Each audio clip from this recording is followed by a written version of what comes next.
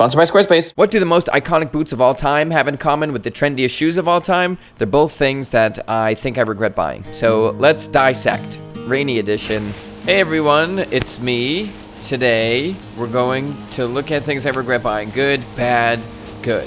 Oh, you just want me to get nasty, don't you? I should say, though, all of these brands are fantastic quality. There's nothing actually wrong with the garments. It's just me personally, I don't like them for whatever reason I shall outline in a second, but I would recommend them to you if you do like them. And I'll tell you what I don't like about them after we start our hike. You know, I was going to start this video off with my most controversial opinion because it has to do with Red Wing and their most famous heritage boot, the xoxo boot, but I can't gather everything I need to say it. I keep getting nervous and doubting myself, so I'm going to put that at the end. We'll talk about that at the end, but the first thing I'm talking about is the 316 hairy mechanical wool jacket. It's fantastic quality, fantastic jacket, but there's a few things that make me just not particular, well, just really, I guess, one thing. It's because a few years ago, before I moved to New York, I applied for a job at 316 to be a manager of their New York flagship store. And according to Andrew Chen, I don't have any managerial experience and never worked in retail, so if another job opened up, they would let me know immediately. Just kidding, 316, that was a performance, I was just acting. But either way, this jacket is absolutely fantastic. It is a Japanese wool with very, very long hairs in it that you can pull out. Looks like a dog hair. Initially, I kind of didn't like that about the jacket because I thought everybody would think I was covered in dog hair. That's not an issue, but what always happens with me in 316, their jacket fits specifically, it's always way slimmer than I'd expect, and I'm a very slim, small person, so when something's very slim on me, it's usually very, very tight. And 316 updated their fits over time. Obviously, they opened things up, things got looser, but still, on this mechanic jacket, I probably should have sized up even more because while I really like the jacket and it's fantastic and I'm super glad that it's lined, it's a little too tight for me to wear a lot under it, which I like to layer a lot in the winter, so I guess I could layer over it, but I would wish I could layer under it. But either way, I may keep it because it's very cool.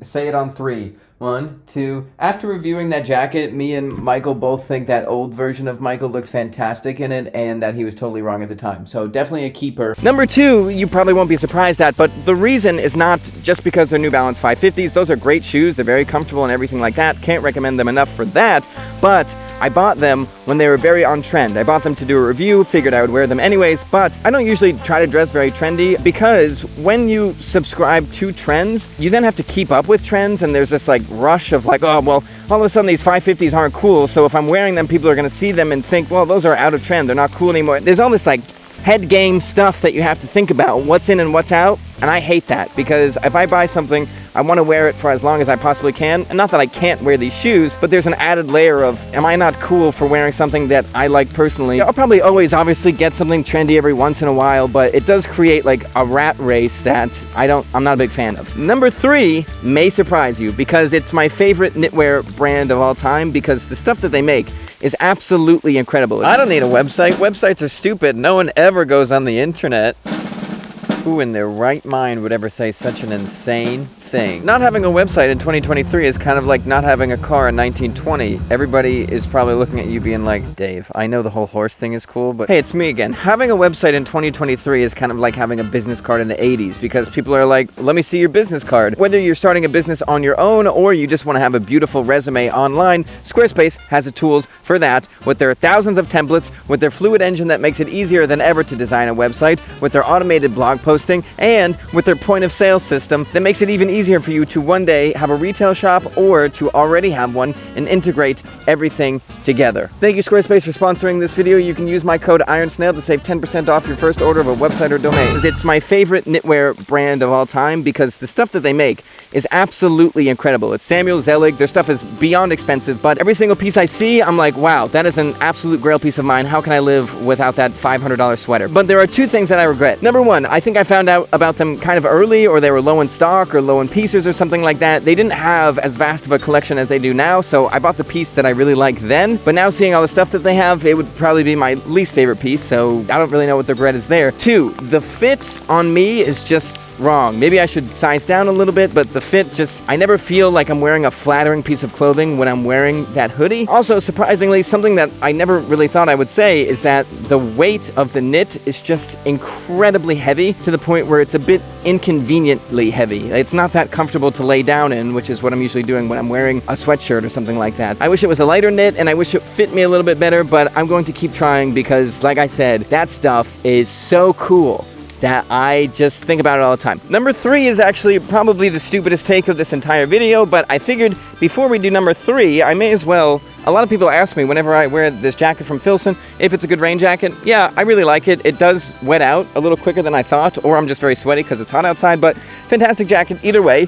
And the shoes I'm wearing today are waterproof Vans that my sister got me as a Christmas gift. So thank you, Sarah. That was very nice of you. If you're interested in anything I talk about or anything I'm wearing, there is a link in my bio that starts with carrot. That shows you pictures of everything I'm talking about, so you can click on it super easily. This may be the dumbest take of the entire video because it's not about a piece of clothing. It's not about a brand. It's about a fabric. As much as I try to like...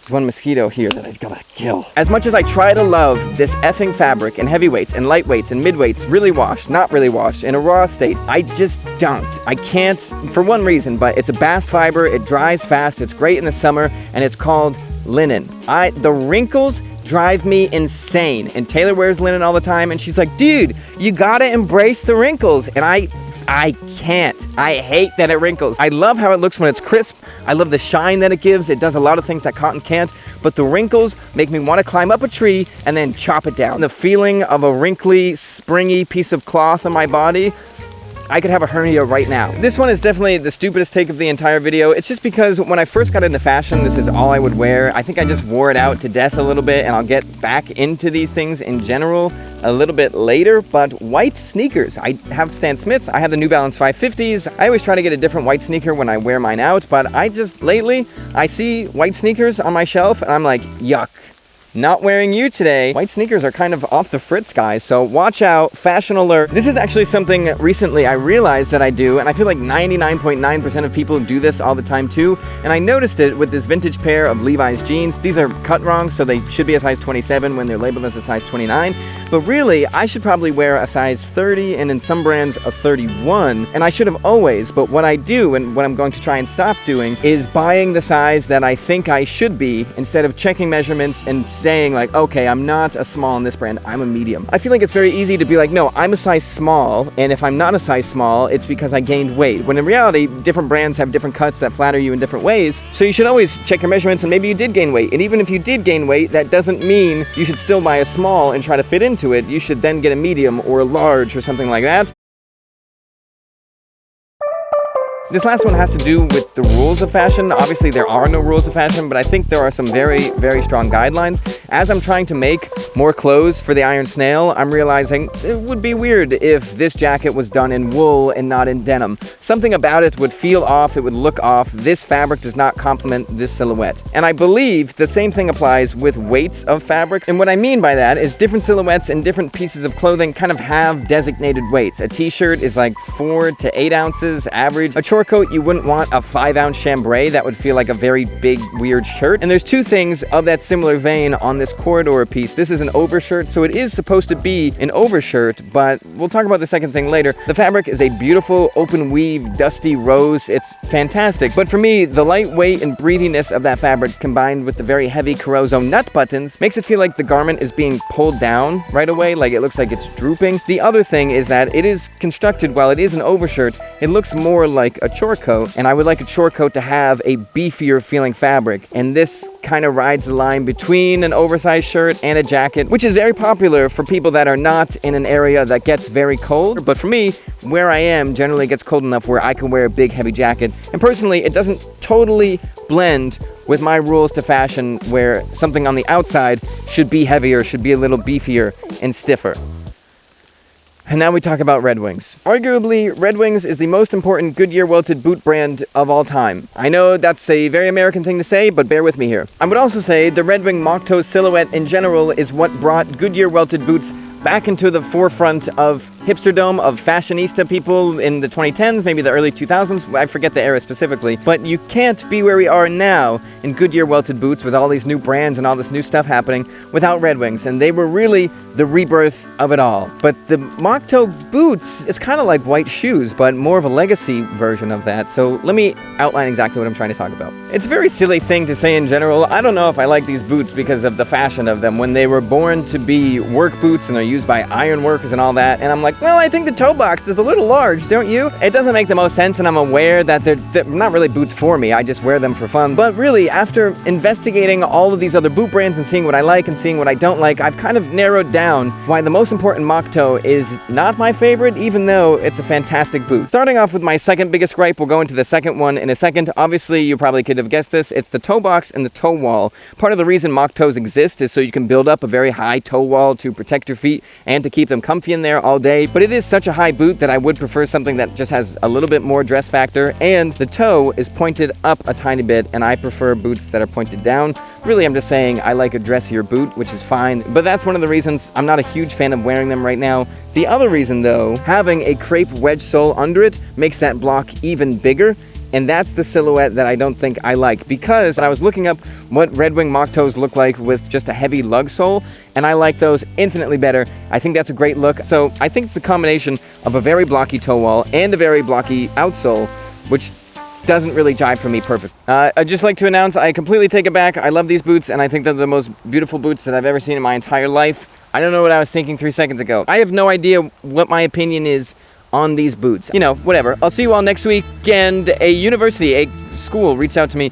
They're doing a study on our relationship. You watching this and me talking this. They want to see what it's all about. So if you want to fill that out, they would really appreciate it. I highly suggest you do. The link is in the description. Anyways, I'll see you all very, very soon. I'm supposed to do like 7 videos in September. I have no idea how I'm going to pull that off, but goodbye.